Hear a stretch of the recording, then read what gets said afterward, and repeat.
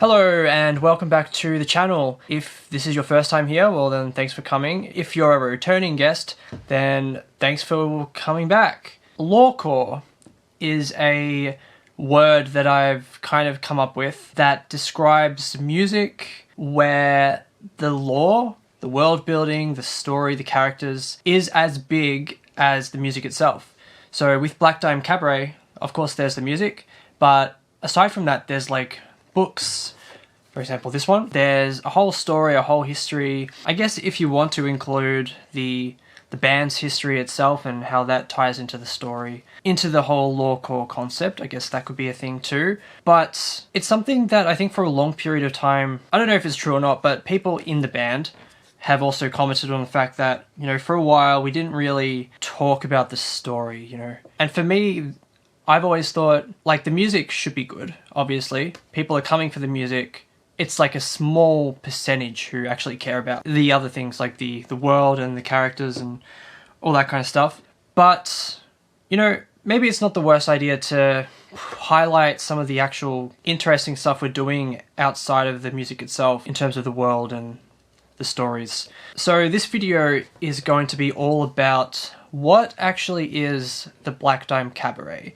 I'm not sure where I first had this conversation, but there are people who don't actually realize that the Black Dime Cabaret is a place.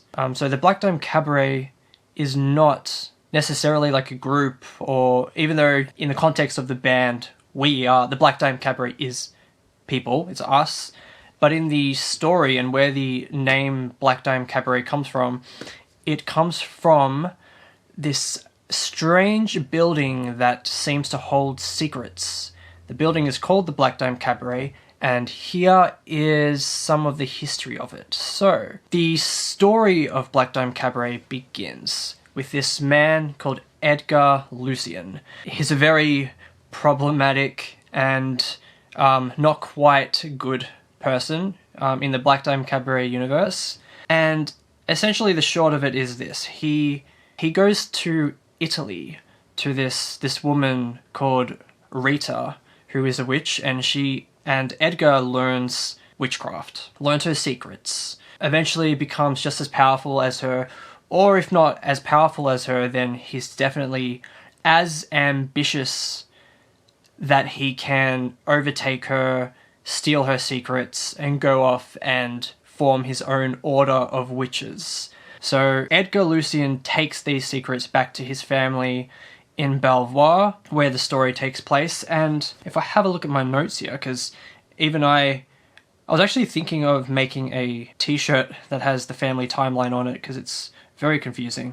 Alfred returns to Belvoir, and in 1792 he establishes the first Black Dime Cabaret.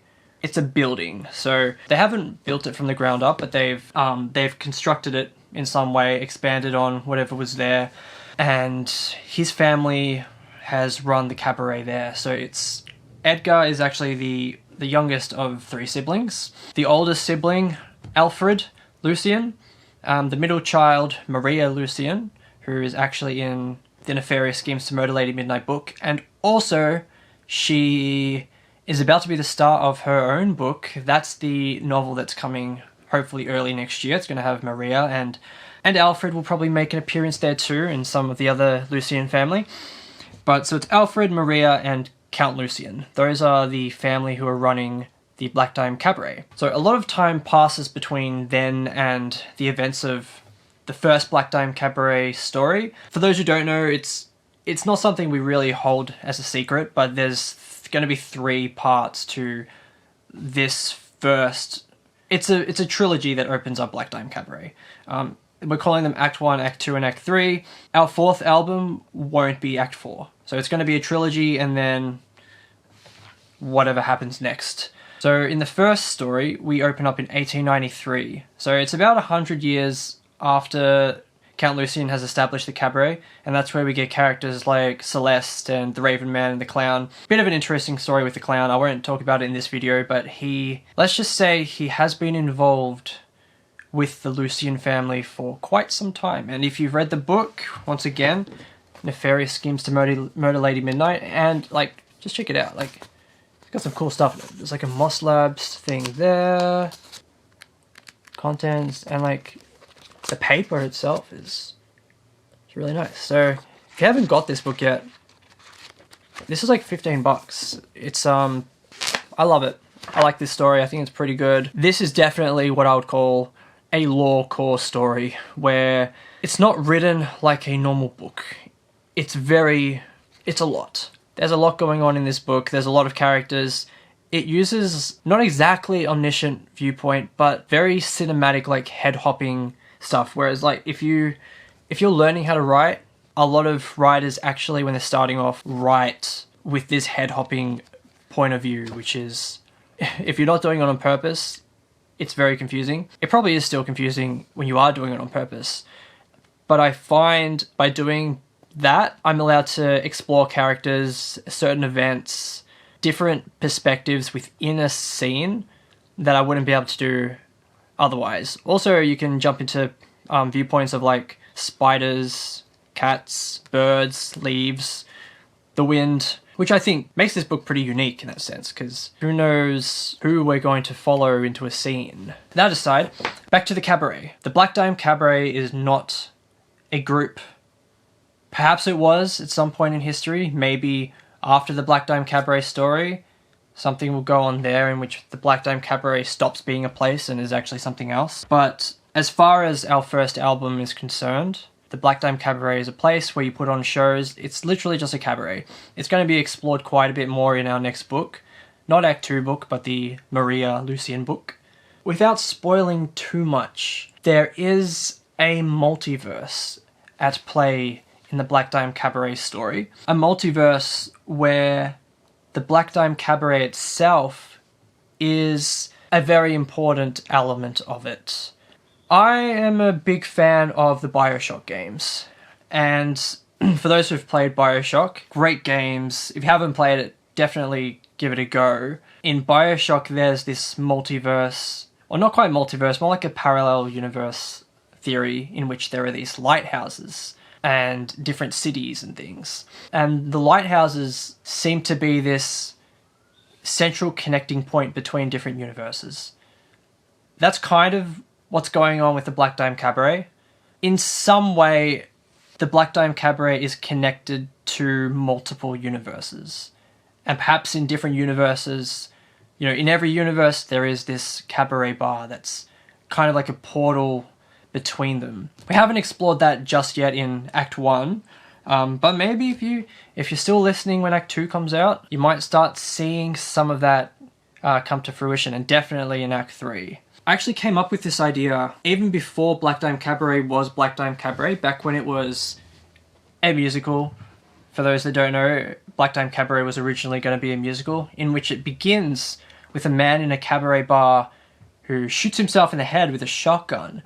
And when he dies, he awakens in this alternate universe in which there are clowns and witches. And the whole thing was, if you kill yourself in this cabaret, you get transported to another universe. That's not how Black Dime Cabaret works now, so no spoilers there.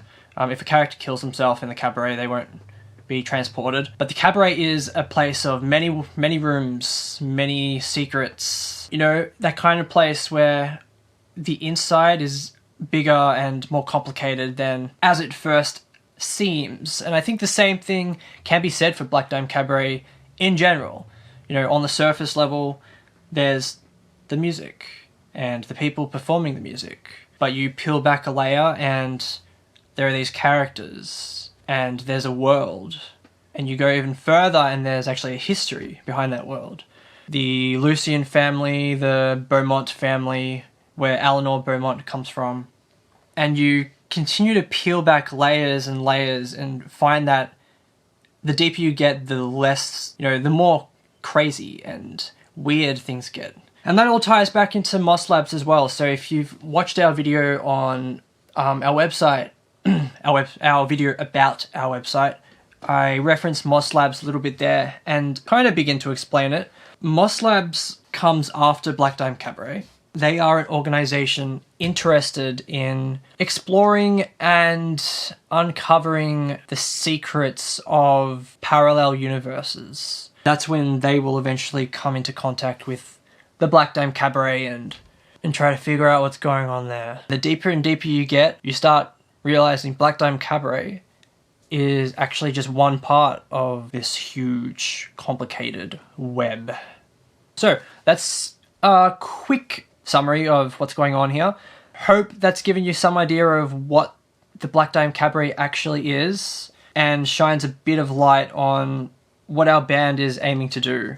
Again, this is the book. It's currently on our website for $15. It's also on Amazon and various other places. Do give it a read. Like, even if you are confused by it, I think you will be at least intrigued if you come into it with an open mind. You know, the music really is just the surface. The stuff that's in here is just, it's so much more. So yeah, that's that. That's the Black Dime Cabaret. If you enjoy this video, give it a like, leave us a comment, and let me know if you want to hear some more secrets that pertain to Mascati research and the Black Dime Cabaret. To an extent, I don't want to give you all the answers just yet, because we're just at the beginning of this story, but there are certain things that I'm more than happy to just keep talking about, because, look, honestly, this stuff excites me just as much as the music. If you're new to the channel, please check out some of our other videos. We've got Caitlin doing some stuff. Pat just released a video where he talks about some orchestrations and string quartet things. So check those two videos out. I've got a bunch. We have a music video coming out pretty soon. I'm pretty sure it's not out yet. For autumn. That's our next music video that we're going to release. Album comes out October 27.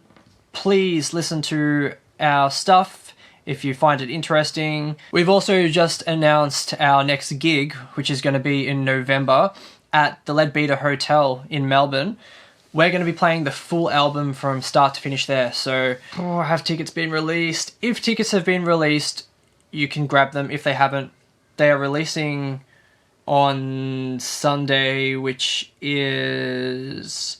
The tickets will be released this Sunday, so that's the 17th of September. So do go there. I've been Brandon.